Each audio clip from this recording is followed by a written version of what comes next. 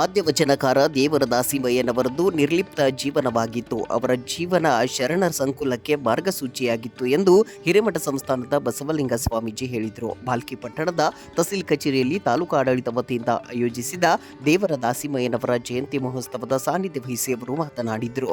ದಾಸಿಮಯ್ಯನವರ ವಚನಗಳು ಚಿಕ್ಕ ಚಿಕ್ಕ ಗುಳಿಗೆಗಳಿದ್ದಂತೆ. ಅವರ ಮಾತುಗಳಿಂದ ನಮ್ಮ ಮನಸ್ಸಿನ ರೋಗ ತಕ್ಷಣವೇ ಮಾಯವಾಗುವುದು. ಕಾಯಕದ ಮಹತ್ವ ಅವರಿಂದ ತಿಳಿಯಬೇಕು. ಅವರು ಅಪಾರ ಜಂಗಮ ಭಕ್ತರಾಗಿದ್ದರು. ಉದ್ದ ಮತ್ತು ಅಡ್ಡ ಎಳೆಗಳು ಪರಿಪೂರ್ಣವಾಗಿದ್ದಾಗಲೇ ಬಟ್ಟೆ ಪೂರ್ಣವಾಗುವುದು. ಹಾಗೆ ಜೀವನದಲ್ಲಿ ಕಷ್ಟ ಸುಖಗಳಿದ್ದರೆ ಜೀವನ ಪರಿಪೂರ್ಣವಾಗುವುದು. ಸುಸುಮ್ನ ಋತು ಜೊತೆಗೆ ವಸಂತ ಋತು ಎರಡೂ ಇದ್ದಾಗಲೇ ಪ್ರಕೃತಿ ಸಮತೋಲನದಲ್ಲಿರುವುದು ಎಂದು ಹೇಳಿದರು. ತಹಸೀಲ್ದಾರ್ ಮಲ್ಲಿಕಾರ್ಜುನ್ ವಡ್ಡನ್ಕೆರೆ ಅಧ್ಯಕ್ಷತೆ ವಹಿಸಿ ಮಾತನಾಡಿದರು.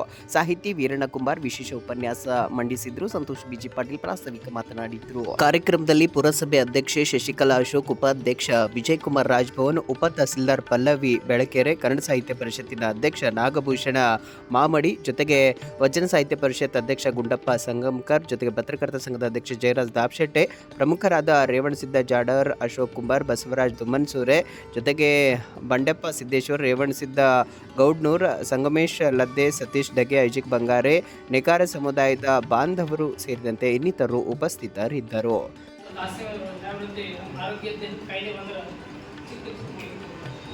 ಸಣ್ಣ ಗುಳಿಗೆ ತಗೊಂಡ್ರು ದೇಹದ ಇಡೀ ಎಲ್ಲ ಕಾಯಿಲೆ ವಾಸ ಹಂಗೆ ದಾಸಿಗಳು ಚಿಕ್ಕ ಚಿಕ್ಕ ಒಂದು ಗುಳಿಗೆ ಒಂದು ಮಾತು ಬೆಲ್ಕ್ ಹಾಕಿದ್ರು ಎಲ್ಲ ದೇಹದ ಮಾನಸಿಕ ಕಾಯಿಲೆಗಳಿಲ್ಲ ಅಂಥ ಸಾಮರ್ಥ್ಯ